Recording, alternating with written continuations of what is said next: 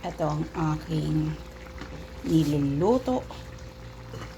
Ginataang kalabasa with string beans. Siyempre itong sahog tanglad. O diba, yummy yan. At siyempre, hindi mawawala ang ating Yummers malunggay. O diba, sarap ng malunggay. At alam nyo na yan, na napakasustansya ng malunggay. Kaya, all the day malunggay. Siyempre, ihalo natin. By the way guys, hindi po ako naglalagay ng sahog sa aking gulay. Eto. Sahog niyan, mga aroma. Aroma malunggay.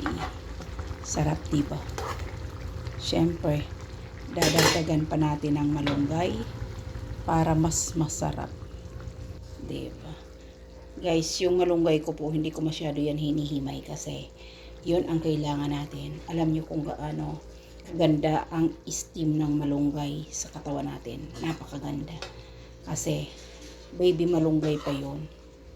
Ibig sabihin, malambot pa yung steam niya. Kaya, pag naghimay kayo ng malunggay, hindi lahat ng daho ay hindi lahat ng steam tinatanggal nyo. Kasi doon po ang sustansya ng malunggay. O, diba? Guys, ayan. Yummers. Ang sarap ng malunggay, guys. Sobrang sarap. O, ang sarap ng kalabasa. Mamaya, bibili ulit ako ng kalabasa for tomorrow. O, diba? Yummers. Yummers malunggay, guys. Ito na po ang aking